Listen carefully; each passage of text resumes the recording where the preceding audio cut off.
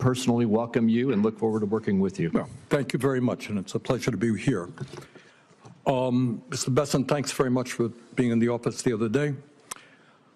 Mr. Bessent, the United States today has more income and wealth inequality than has ever existed in the history of our country. You got three people on top, Mr. Musk, Mr. Bezos, and Mr. Zuckerberg, who are now worth almost $1 trillion. That is more than half of the bottom of our society, some 170 million people. Three people, more wealth than the bottom, 170 million.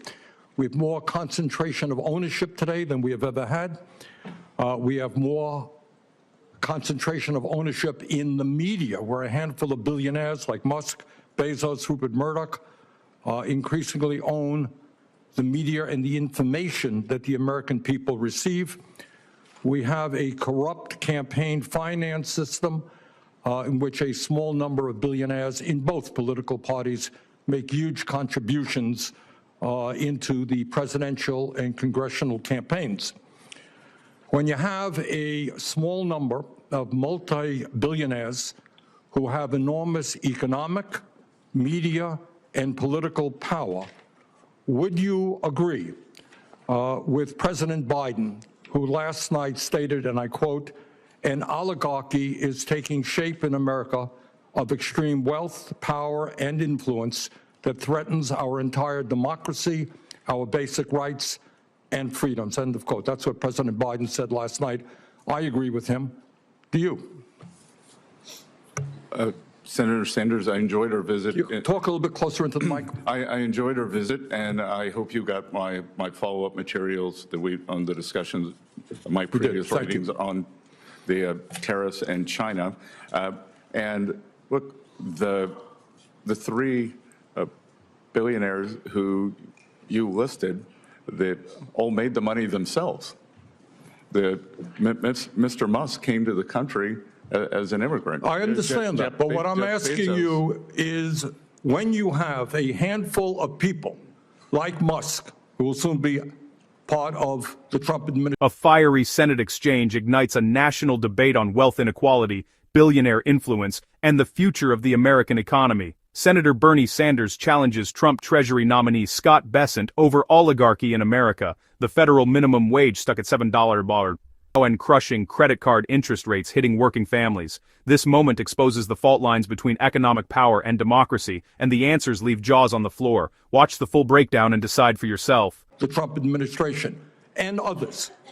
When you have three people owning more wealth than the bottom half of American society, when these people have enormous influence over the media, when they spend huge amounts of money in both political parties to elect candidates. What Biden said last night is we're moving toward an oligarchy. I'm asking you that question.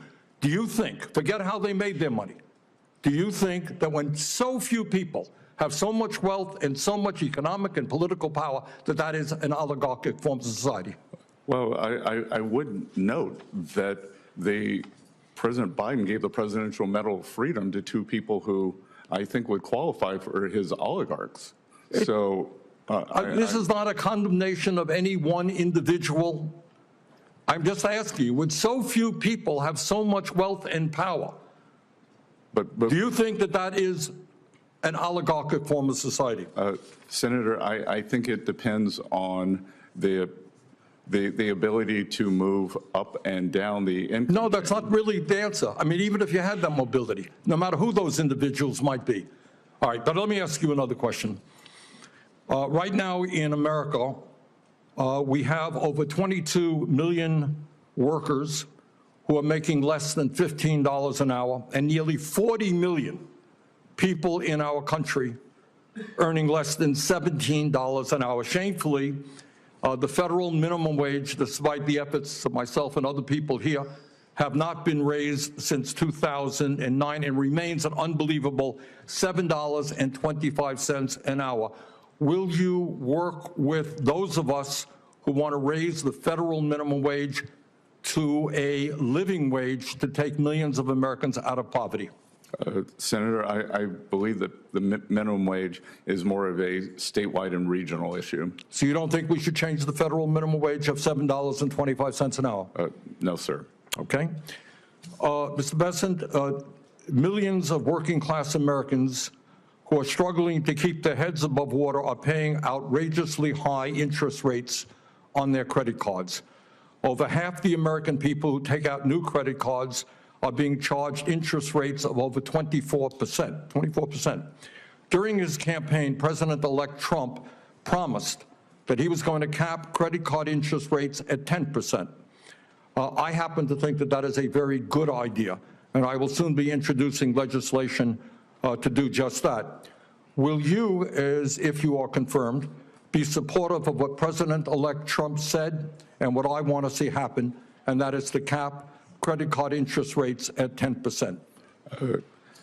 Senator, I think we can both agree that many credit card companies have been bad actors throughout history, and I will get back to you once. Now, very simple question. Trump said he wants to cap credit card interest rates at 10%. I agree with him. Will you be supportive of what Trump and I would like to do?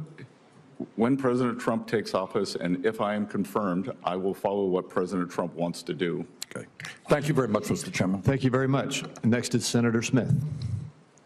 If you enjoyed this video, please like and subscribe to this channel for more political insight.